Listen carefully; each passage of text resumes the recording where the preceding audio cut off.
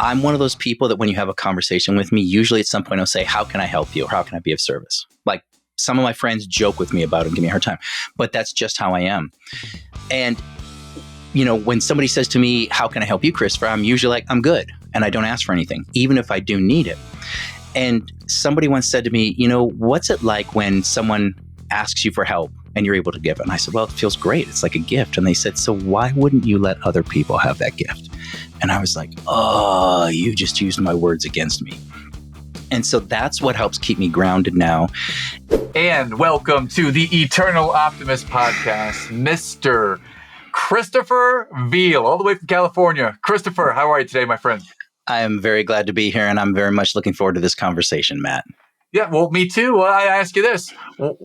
Why are you glad to be here, and why are you looking forward to this conversation of all the conversations you could be having right now? Why this one, and why are you glad to be here?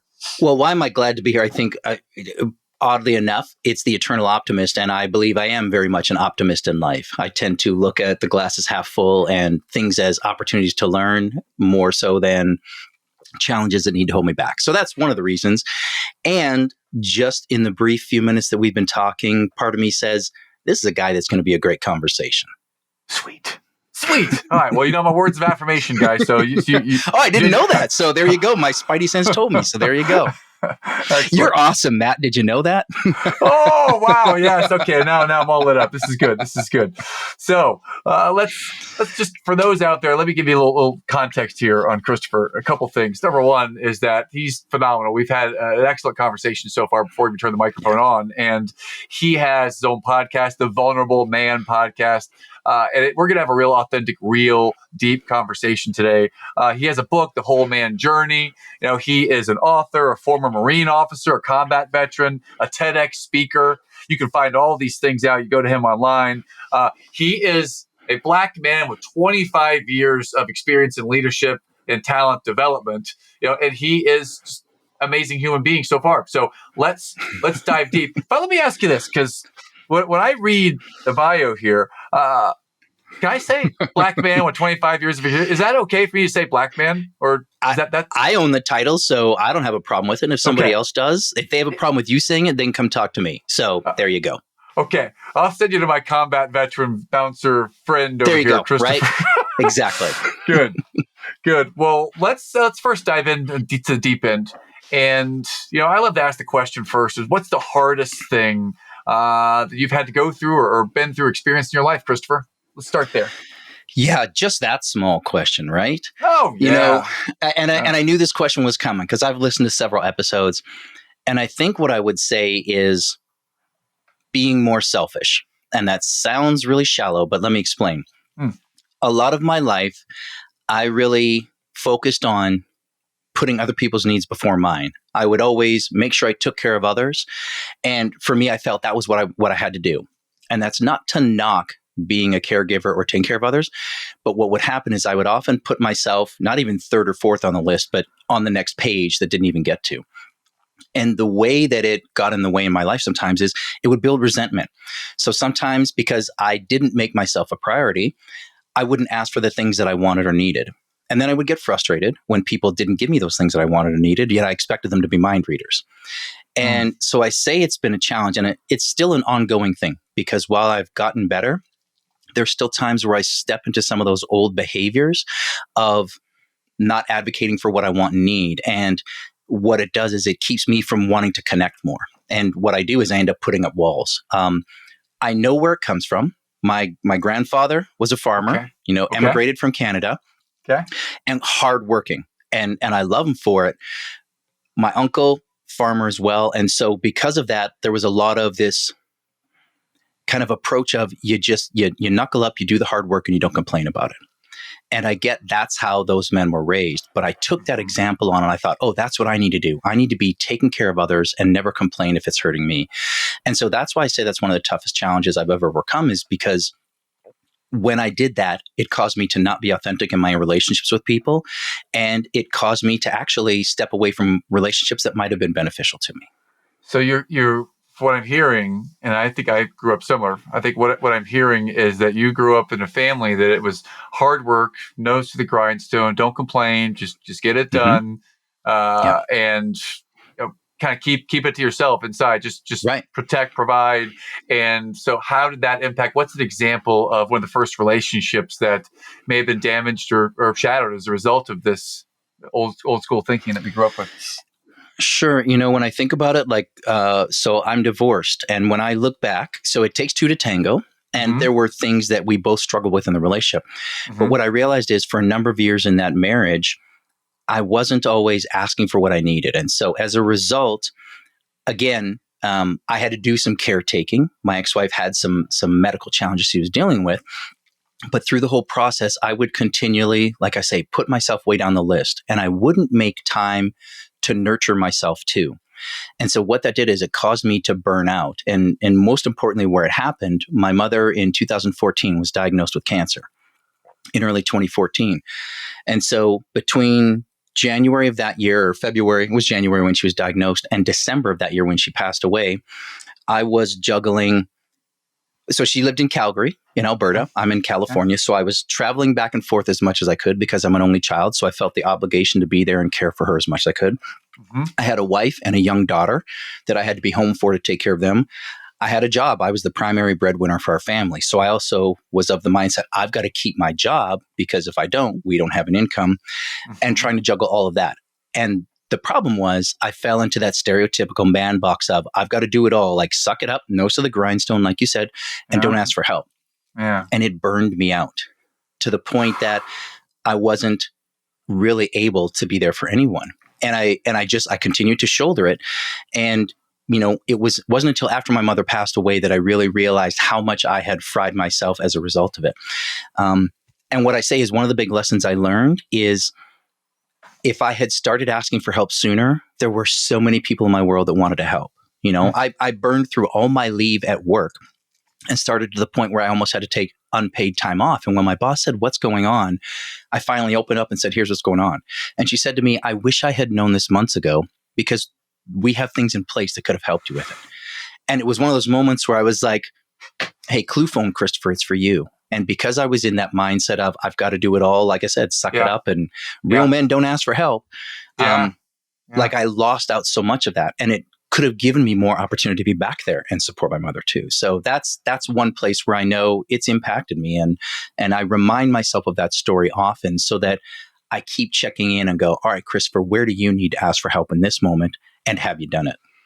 Was there any point that the stress or the pressure was getting so much that you wanted to ask for help and you didn't know how, or you felt ashamed or guilty or some feeling that you kind of kept way down there?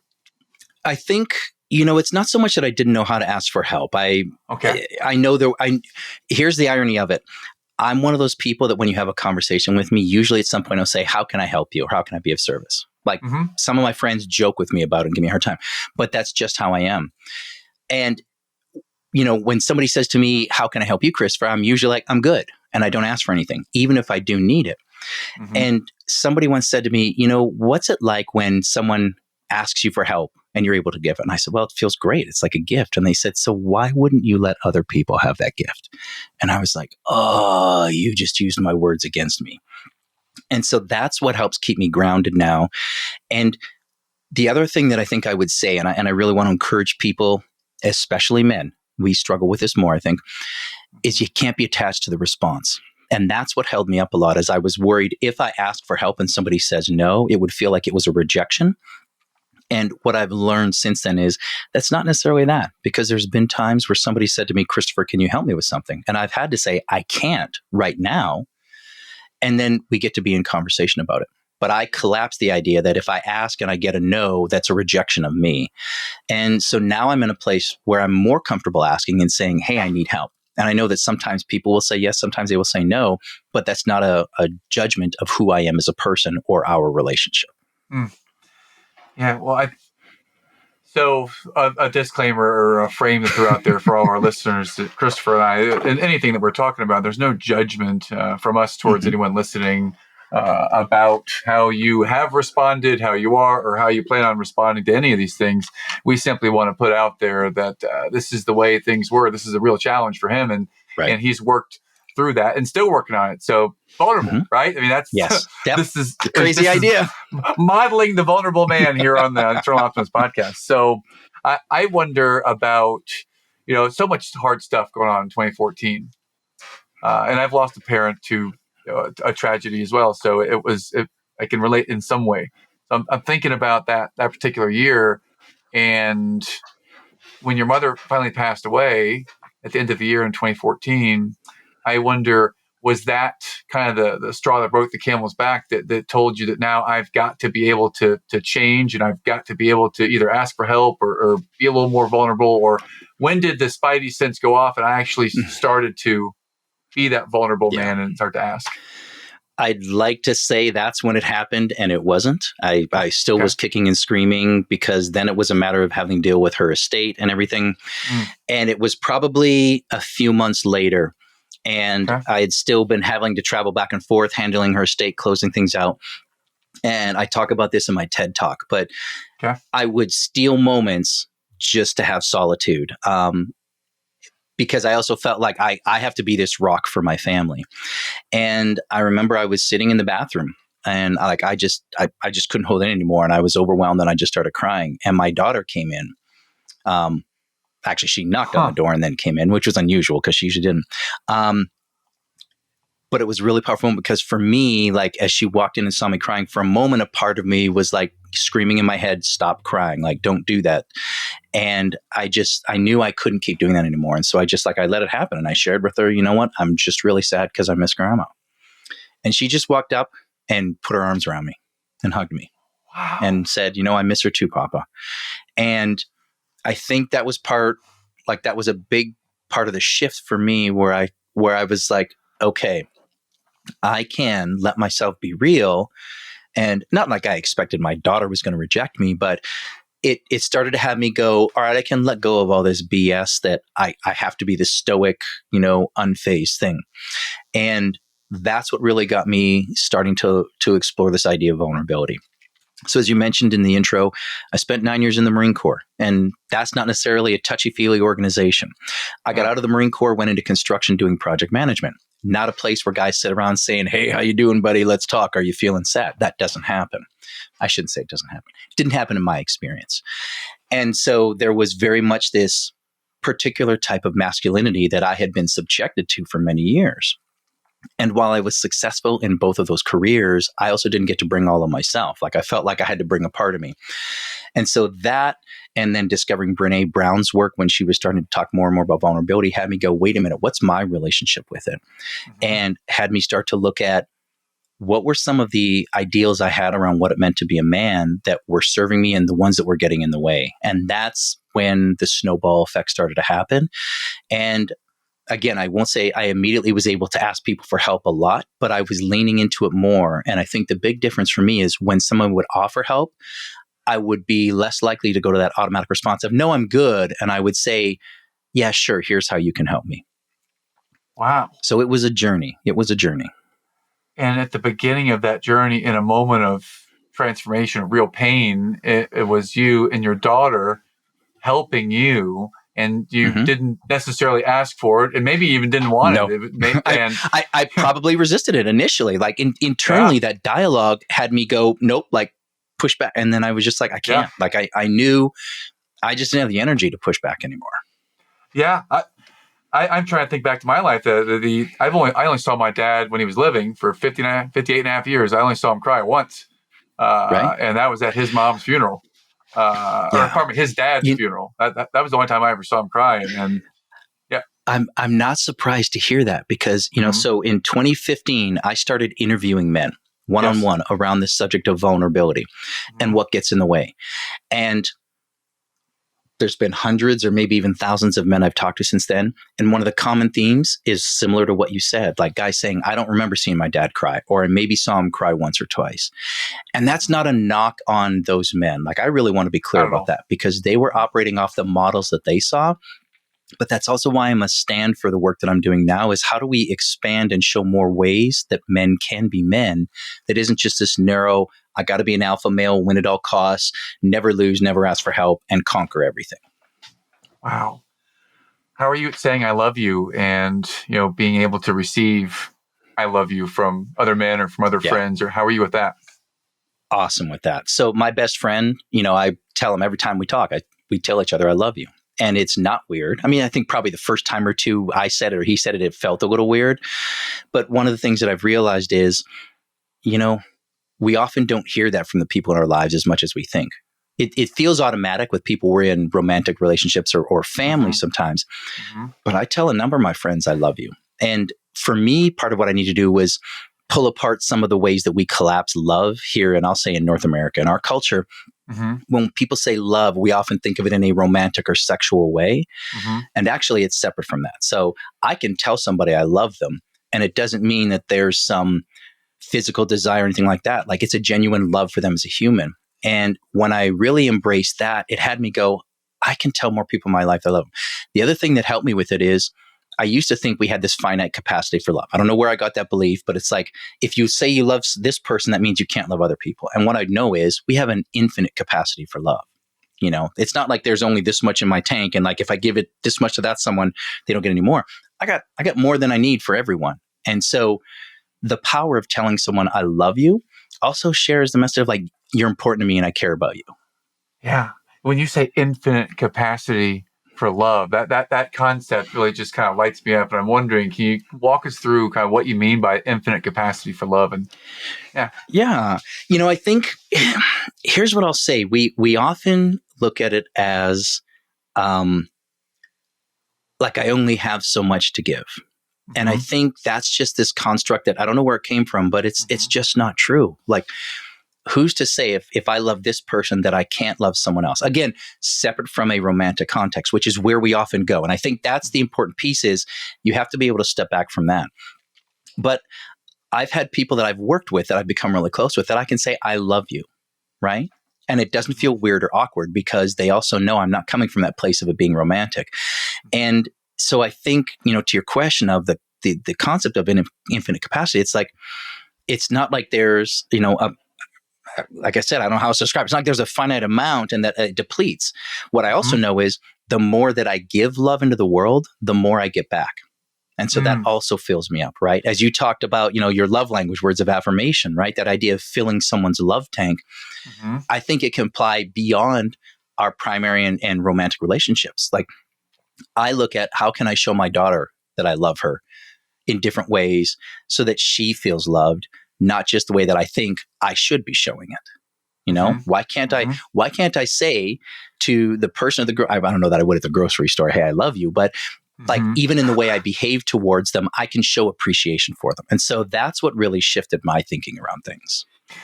So I don't know if I answered the question. I tend to ramble sometimes. So if I didn't, you can ask me again. No, I think so. I think infinite capacity for love. I'm exploring this subject as I've become more comfortable with what I would call, my vulnerability or transparency, just being real to other humans. It feels like infinite capacity is, as you say, I have a lot to give. And I'm not talking give in terms of my time for business, which is my mind always goes to business things. It always goes to, spending quality time with my wife or my kids. But the energy and what I would call the love that I give out to people, that is unlimited. And I can give that and spread that to everyone. And it can be someone who's that upset driver out there driving by, share a little love with them. And I wish good things to them. I'm not wishing hate upon them. Or it could be that person who is, screaming something really negative that's now a meme on Twitter. I'm not hating on that person. I want to share some empathy or love for them with a boundary of sorts, because there does come a boundary where if it's something that's attacking my family, then I've got to protect my family. My love tank is I'd say willing to share. So, well, this is you took us from a moment where your daughter. And how old was your daughter at the time? And when this incident happened? So this is like early 2015. So she would have been not quite 6. Wow. Yeah, 5 maybe. Yeah, probably 5 going on 6. This is my aha, like light bulb moment is going off that my 6-year-old daughter can teach me something when I'm open to the possibility of that. She unlocks something magical in you. So there's I found that to be a nugget of wisdom, is that we can learn from them even. Here's something that might bake your noodle as well, is not just not just your 6-year-old, but anybody can teach us something if we're open to it, right? You know, every interaction is an opportunity for us to learn about ourselves if we choose to be open to it. When you say be open to it, like what's your filter in your thinking that is open to the learning from every person you might come in contact with, Christopher? Part of it is owning your own stuff. Sometimes we get so caught in this mindset of, you know, I'm a victim and the world is doing these things to me and all these people are doing these things to me. And that's not to say that there's not bad stuff out in the world. But if I go through life with a filter of poor me, then all I'm ever going to see is that I'm a victim and people are taking advantage of me. And that I'm never responsible, right? So again, in any interaction, there's two people involved. And if you're willing to look at and go, what's my part in this? To me, then that has you open to, okay, and so what's the opportunity to learn in this? And it doesn't mean that, and let me be clear, I don't go around every moment of every day going, please, somebody teach me and I want to learn. Like I need a break sometimes too. But particularly when I'm dealing with things sometimes, or maybe a challenging person, instead of letting myself get triggered, or I shouldn't say let myself, we sometimes get triggered and we can't help it. But when I realize, okay, what do I want? I can sometimes stop that amygdala hijack and go, okay, so I can choose to react, which probably may not get the result I want. But what do I really want to say like a year, 5 years, 10 years from now about this? And that has me sometimes go, okay, take a breath. And how do I want to show up here? You know, if you've ever, I don't know if you've ever heard of the book Crucial Conversations. If you haven't, okay, great. Yeah. I was going to say, like, to me, that was transformation. I used to teach that content. And I'll tell you, that has been so impactful in probably personal relationships more than professional ones. And for me, it's that question of what do I really want? And then how would I behave if that was the case? And that has me kind of go, oh, like I was being a jerk a moment ago. And now that it's like more important for me to connect with this person and have them feel like I respect them, I'm not going to say that thing that I wanted to say a moment ago. Now, it doesn't always work. Let me be clear. I don't always get it right because I am human. And more often than not, that has me go, let me pump the brakes. And instead of saying that thing that might destroy or damage that relationship in a serious way, I can go, okay, wait, let me pause and see, how do I really need to be in this space? I love you mentioned Crucial Conversations. It's one of the tenets of my coaching practice is like page 45, you're getting ready to go in there and have that conversation of what do I want for me, what I want for the relationship, and how do I help make that happen. I love that you know the page number too. Oh yeah, I frequent that book often in the compendium. So I think for me it ties back to one of my core values, which is curiosity. You know, and it's the challenge I used to have in being vulnerable or being able to accept feedback from others would be that people keep saying the same thing to me, that you're living life through your lens. You know, or we're always living things on your terms, or you're here and you're listening, but you don't ever hear me. You know, and when I started to shift to Covey, you know, seek first to understand, then be understood, that's when the concept of vulnerability really started to open up for me because I was totally seeing things only through my lens. You know, so it feels like you were able to let it out into the world once your daughter empowered you to make that breakthrough, right? Yeah. And now you are genuinely curious about how you might be able to learn from anybody. You don't have to go around thinking, what can I learn from everyone all the time? But you're set to listen and hear now more than before. Right. That's what I feel. Yeah. So I am curious for you, as you were starting to like hear those things more and shift the way you were showing up, what was the impact on your relationships? I'm married now, and we've been married going on 10 years. You know, and this was it. This was the challenge. I mean, it was every relationship I ever had before this. Personally, you know, with women, it was you're always married to your phone, you're always married to your business, and I always said the same thing. I'm doing this for us. You know, we want this wealth. This is the price of success, paid in full in advance. It's the hours I've got to put in to do this, and that was it. That was it. It was always that came first to the detriment of it. And I even put them in front of my mom, my dad, and family members. You know, business first, and that was the way it showed up. And when I had that big shift, when my dad suddenly died, you know, in Memorial Day 2005, everything shifted. And it takes sometimes that a tragedy, or it takes a cataclysmic event in our lives to help us see something we didn't see before. And that was the big event for me. You know, it was that. So, and since then, that was the worst day of my life. And now it's led to some of the best things that have happened, right? Turn that hardship into your success. And that was really it. That was the turning point. Yeah. And that, I think, points to the point that I was just making. Like, you were open to hearing it. You could have just as easily gone to, look at this terrible thing that happened, and it just proves that I got to keep doing the things that I'm doing, right? But what I'm making up there is, like, even when that happened and your dad passed, and like, I don't know anybody who would say, oh, my parents passing is a good thing. Yeah. But you were able to look at it and go, okay, as terrible as this was, like, what does it mean to me, and how do I want to show up differently? And so Yes. I think you were open to the lesson in it, even if it was hard. Like, and I never tell people it's easy. Sometimes it will be hard, and it's going to be worth it. Yes. And so the part of the story is that I was 28 when that happened. And I wasn't able to get to a place of seeing things through others' lenses until I was 38. So it didn't happen like overnight at that moment. It took some time. Yep. It took 10 years later. Then it's like, I woke up one day, I was like, man, I'm a highly functioning workaholic. Right. I'm a recovering perfectionist. My dad died of working hard and stress because of that.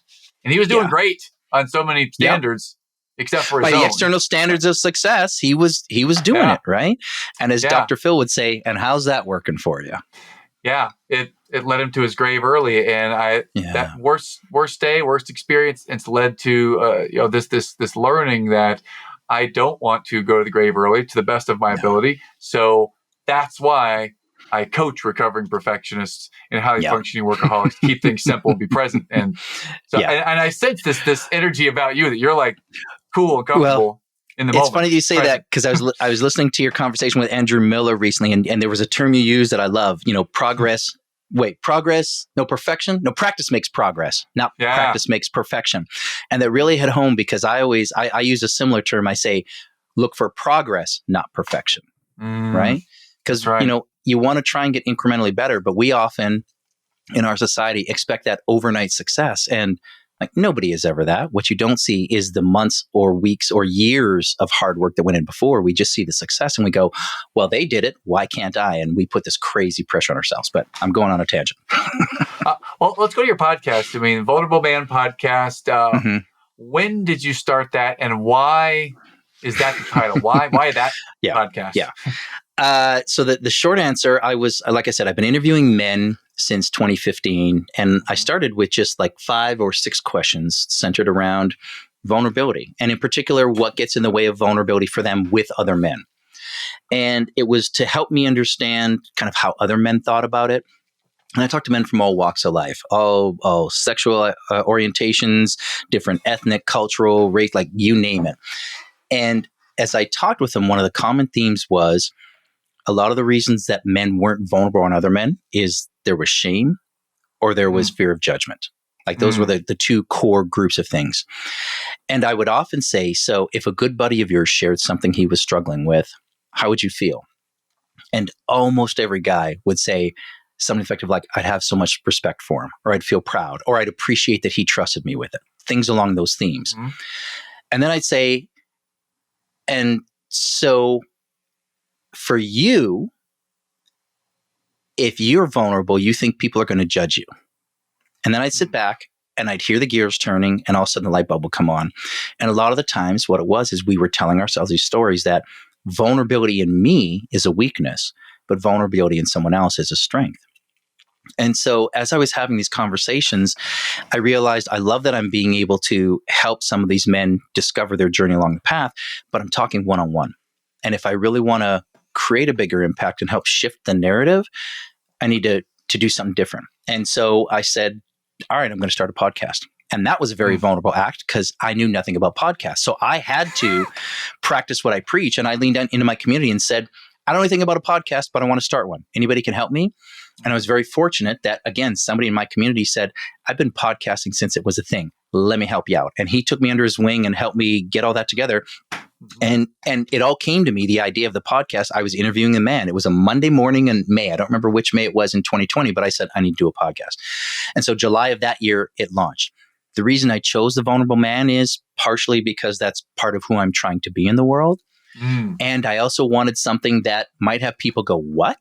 Because often men think of vulnerability as a 4-letter word that you don't say in mixed company. And so I also wanted to bust that myth. And really, it's about the goal of destigmatizing the word vulnerability for men so that we can be in better relationship with ourselves and others and be a solution to what ails the world. Yeah. Well, what does that mean to you? What is vulnerable man? Like, if I were to say that is a vulnerable man, then what would be the qualities that person expresses and how they show up? Yeah. So here's one of the things I've learned, and I'll give you my definition. But one of the great things that I've discovered in it is I've had a lot of guests that have me think differently about the word vulnerable. So I will give you Christopher's definition. And what I always say is the asterisk on it is your mileage may vary, and whatever it means to you is just fine. Mm-hmm. So for me, it's about the willingness to be open and real and be myself and not necessarily close off because I'm worried about how I might be received. Now, what I also say is I don't just openly share every single aspect of my life with everyone that I meet. As you said before, you talk about boundaries. And so there are places where I know with some people, I can be very vulnerable. And in other places, I might dial back how much I'm willing to bring, and I judge it based on who I'm interacting with. But what I do lean towards is I'm willing to bring a little more vulnerability in a conversation and be the one to go first, because what I find is more often than not, when someone else is vulnerable, it has us be a little more willing to be vulnerable. And so that's been a journey for me as well, is how do I continue to do it? One of the things that I really lean into is people hear, oh, he's a former Marine, a combat veteran. He was in construction. So they already have this picture that they're painting of what this guy's going to be like. And then when I show up with vulnerability, especially I do a lot of coaching with executives. And when I have particularly men that I'm working with, and they, again, have that picture that they paint, oh, Marine, construction, and then I show up with vulnerability, it has them kind of go, whoa, if this guy can do it, why can't I? And so that almost shortcuts a lot of the stuff that we would normally need to do and has them be able to step into it in a more powerful way. Man, I love the words you said, you shared, willing to go first. I respect that so much. Somebody's got to go first. And if you're speaking to a group of people or you're speaking one-on-one to a CEO, how do you model going first? If you could share like an example of that. Yeah, it depends on the context. So I think part of it is I'm going to read into the conversation that we're having, and I might be willing to share something that, and especially in a business sense, there's usually certain things you don't talk about. Like this is the lane we stay in when we're professional and at work. And I don't know why I put on my professional work voice. And sometimes, right? Like it's like we have to be a certain way. In the visual here on the screen, by the way, we just put the rails. No, that's right. Because some of you aren't looking, but we're looking at each other, so it makes sense to me. But I think what it might be is being willing to share somewhere where maybe I've had a struggle. Maybe I'm talking with a CEO or a CFO or some senior leader, and they're maybe hinting at a challenge they're having. For me, what might be vulnerable is saying, wow, like sharing something, while it's not similar, and it's not to say, oh, me too type of thing, I've experienced it, but sharing where I've had a struggle is a way of saying, it almost normalizes and goes, it's okay that you're struggling. One of the things that I spend a lot of time working with senior leaders about is they often feel like they have to have all the answers. When you reach a certain level, it's like everyone expects me to have all the answers. And I remind them, nobody expects that. The only one putting that pressure on is you. The challenges that your organization is dealing with, they're complex. And so sometimes having them just get to the point of saying, I don't have all the answers and I'm willing to be in the conversation, that can be transformational. Because it's like they lift that weight off their back of they've got to figure everything out. So to the question you asked, it will depend, but it may just be me being willing to open up, or sometimes even saying, wow, that thing you just said, like, that feels heavy. And I know my heart feels heavy hearing it. And then coming back to them and like, what's going on for you? So that could be some ways that it shows up. I appreciate the wording. My heart feels heavy hearing that. And I don't know if everyone uses those types of words to gain that trust. Yeah. And I love the way you did that. I love that. Yeah. I absolutely love that. Well, part of what you're pointing to as well is I'm going to tell people, find what works for you too, right? Like I'm okay using that kind of language. Great. If that doesn't work for you, like find the words. Here's what it is at the core. it's letting that person know you care about them, right? Like, I hear you and I care. And that in itself can be a vulnerable thing, because showing that you care or telling someone that you care, like, that's a little bit scary, because if they come back and say, I don't care, or I don't want you to, or get away, like, that's a risk we're opening ourselves up to. But ultimately, if we don't, and we're not willing to go first, actually, a guest of mine recently said, it's the gift of going first. And so when someone else goes first, we get to hear it, but then it gives us space to then go second if we want to. And I was like, ooh, I like that. The gift of going first. Ooh. Yeah. Or I think they called it the gift of going second, but it's the same core concept. That is a nugget right there. The gift of going second can be inspired, or that can happen when you go first. So how might we be able to, put down our guard and go first? One step at a time, if we have trouble going first out there, but certainly get to the edge of the pool and put a toe in, put a leg in. Maybe eventually when you're school at this, you just freaking cannonball in and go nuts. But I love the gift of going second. Something that works well for me in the coaching practice that I think you're extracting here, I want to share it, is I was on a call with the CEO this morning, and we were talking about there's a big project they have coming up, and they're so overwhelmed with so many things right now, they're not able to get to work on that project. And the people that are expecting it, they're just sitting there, they're waiting for them to work on it. And I shared an example. You know what? I used to keep all the big decisions bottled up for me and my company. And the result of that is that my top people never felt that they were trusted, because I always had to filter everything. So one day I forwarded this big project that we're working on in our coaching company. I forwarded another coach. They took it, they ran with it. They had all the great ideas. They put the proposal together. They made the sales pitch, and we got a huge contract. I didn't have to do anything except for empower them to do it. Right. Yeah. And by the end of the conversation, my client's saying, well, how might I empower them to do it? So they started to ask the questions. So I feel that, going first and sharing our personal testimony is important. And to our listeners out there, where might you be able to go first and share your personal testimony of what is hard for you as a way of maybe opening that gate for others to feel comfortable sharing what their hardship is? I think where I would point people is, this is something that also took me time to really wrap my head around, but don't be attached to how it's received. And so when I started these conversations, there were times where I would show some vulnerability, and I could physically see other men like lean back or check out because they weren't ready to have that. Yes. And for a while that had me go, oh, like I would kind of sit back and go, oh, what did I do wrong? And as I kind of dove into it, talked with my coach as well, what I realized was it's not about me. So their response is a testament to where they are on their journey. There's life intruding. But what it also is it was like, okay, so what I had to understand too is not everybody's at the same place on their journey as I am. So how do I still stay true to who I am and how I want to show up, and accept that they may not be there? And for some men, like, they don't want to be anywhere near it. I've had some guys, like, they don't want to have a conversation with me anymore. Cool. I am never going to force someone to be vulnerable, but I'm also not going to change how I show up just because you're uncomfortable with it. And so what I'd say to people is, find where you are. And if you find that you're around people that aren't willing to really accept your vulnerability, you might want to think about some different people to be around. Because guess what? There's people out there that want it, right?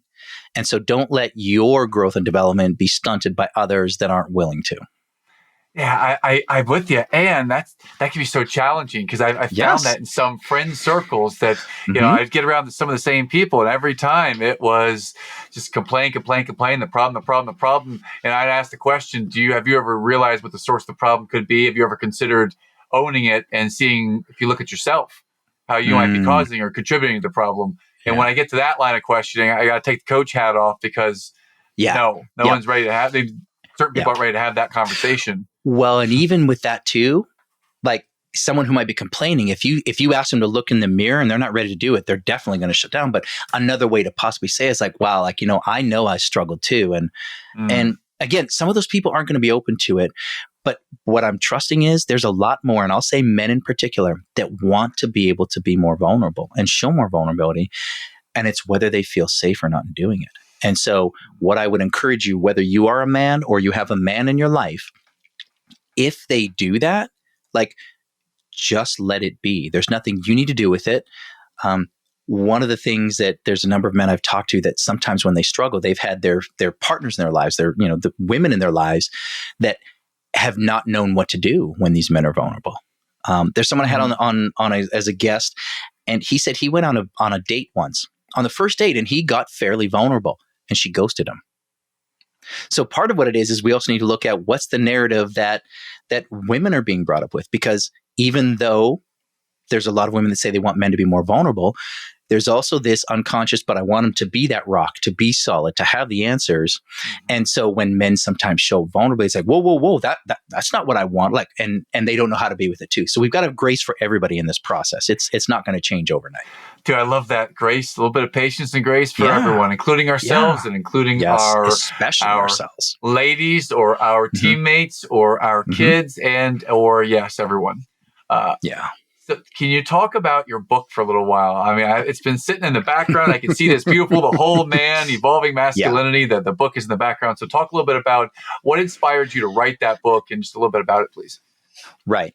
Well, the book at its core, it looks at what holds men in unhealthy masculinity in the 21st century. Okay. And part of that is what keeps us from feeling safe in embracing greater vulnerability in our lives. I look at some of the outdated views and constructs around being a man that keep us closed off from our emotions. And I ultimately bring a message of we need to evolve in how we hold masculinity. And that evolution requires us keeping the parts of ourselves that still serve and getting rid of the things that don't. So in nature, when things evolve, they keep the elements that they need, but then they adapt or adopt new behaviors in order to thrive in that new environment. And that's part of what we're talking about. A key piece of the book is this idea of, I say, we shift from either or thinking around what it means to be a man and move into a both and. So you're a coach, you know this concept, but a lot of my life, I was in this mindset of either I can be a breadwinner or I can be a caregiver. Either I can be strong and independent or I can ask for help. And the list goes on and on. When you think about the rules of the man box, right? I can't show affection or care or weakness or any of that stuff. And so I looked at the portrayals of men that I'd witnessed over time, whether it was in my own life, growing up. I grew up without a father. My parents divorced when I was early, to my time in the Marine Corps and in construction, and also looking at some of the society and media influences around masculinity. And I realized that there were parts of it that, spoke to me, but there were other parts that just felt like they were confining me. And again, as I said, I've been talking to men, interviewing them for years, and that was a large part of it. And so in the book, what I talk about is how do we move from this unhealthy masculinity, which, stems into toxic masculinity and a lot of things that happen there. It shows up a lot in politics, right? There's this polarization of things. And so how do we get away from that mindset of I have to posture and win at all costs? I can never ask for help. I can never show weakness. I can never concede because that's giving in. And how do I step into a place of, okay, I can hold my own beliefs and I can hear what you believe and what's important to you too, without it meaning that I believe what you believe too. And so, there's a little bit. But to the thing that really inspired me in this, it was my journey. And it was also because I want my daughter to grow up in a world where the healthy masculinity is the rule, not the exception. Now, I may not get there in my lifetime, but you can guarantee I'm going to be working every day I can to move the needle in that direction. You just dropped the biggest knowledge bomb on us. And this is what I took. I wrote down either or in the rules of the man box. And I would ask our listeners out there who are men, and even our female listeners out there who are around men, whether it's their fathers or husbands, significant other, sons, whoever it might be, what are the rules of the man box that you're seeing that they play by? All right, so that might be something to consider. Yes? And how are they perpetuating it? Right? And how are they perpetuating it? Okay. Yeah. Okay. Yeah, because we all have a part in it, right? If it's almost that silent by consent or non-action. So if I'm seeing unhealthy masculinity and I don't say anything about it and I don't call it out, I'm implicit in it continuing then. Like I'm basically condoning it. So it's also, how do I call it out, whether I'm a man or woman or however I identify? How do I help point out when there's instances of unhealthy masculinity? And how do I help usher in more of a conversation around healthy masculinity. Mm. I want to help point out instances of unhealthy masculinity and I help usher in the positive, a positive, vulnerable, like real, what we would say is evolving masculinity. Yeah. So I love the questions. I'd say that one of the things I like to do when I'm listening to someone share their wisdom is I like to think in terms of, I don't take notes on quotes or the words. I take notes and put it all in question format. So I've got like 20 questions here on my sheet. Okay. And go for it. well, not questions necessarily to ask, questions that I'm going to write in my journal and think about how I think through this. And what you've inspired in me is this question. How do we hold our own beliefs and also, respect the beliefs of others if they're different?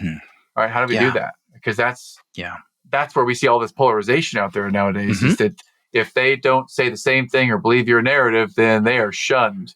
And a very real thing in 2023 September is this whole idea that it's COVID. We're 3 years into the COVID years, and the whole vaccine, whether you got the jab or didn't get the jab, that was really polarizing. And you either took a side over here or there. A lot of people did.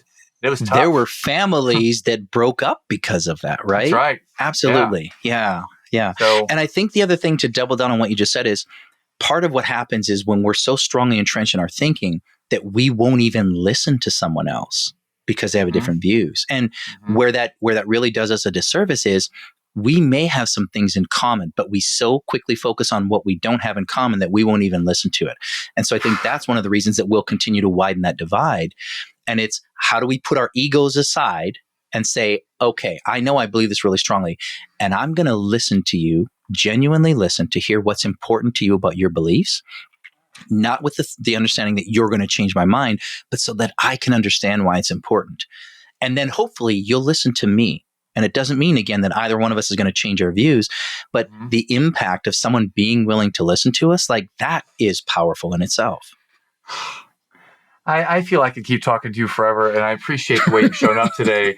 Where do we find out more about you, Christopher? If we want to go on the rabbit hole and see you on social media, online, or your website, where do we go and find you?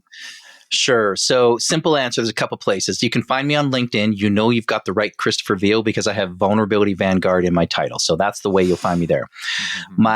For those that are interested in work around coaching or executive development, things like that, it's Echelon Left. It's ECHELON-left.com. It's a military formation. So, of course, I had to give homage to the military. If you're interested in learning more about the book, it's wholemanjourney.com, like WHOLE. And then if you want to hear about the podcast, you can find it on all the normal places you do. And the website is vulnerable-man.com. vulnerable-man.com. Awesome. And well, this has been a real treat, and you've given me some great questions, and our listeners have got some great things to think about. And I challenge everyone to take some action from here, because this is all great to hear. Let's plug it into action. Let's be real, transparent, vulnerable. Let's level up. And ding, ding, ding. As we do that, it's time for the lightning round of questions here. That's right. We got lightning round questions. That's right, baby. That's right. We got some lightning round coming. I forgot about that. Okay, bring it. Okay, let's bring it. So we've talked about Crucial Conversations a little while ago, a book. So I'm going to ask you about books here for a sec. If you had to name, let's just say, up to 3 books that have had an impact in your life in some way, shape, or form, what might be between 1 to 3 books that have impacted you, Christopher? Okay, the first one that comes to mind is Atomic Habits by James Clear. That's probably the most recommended book I ever give, and that's for anybody who's looking to create new habits or get rid of unhealthy habits. Atomic Habits, number 1 to the top of the list. Love it. Okay, I'm going to put Crucial Conversations on that list as well, because I think it's just good, solid stuff. And there's so many good books. Okay, I'm going to leave it at that too, because my next one is actually 14 books in one, so I'm going to leave it at those 2. I try and cheat the answer, so I'm not going to do that to you. That's awesome. What a great response. So let's go to music. If you're a music person, is there a song or a band or an artist that really just gets your bucket full and gets you inspired? Any day of the week, you will probably hear some Lenny Kravitz coming from me in my house at some point. So Lenny is definitely up there. Prince is going to be up on the list.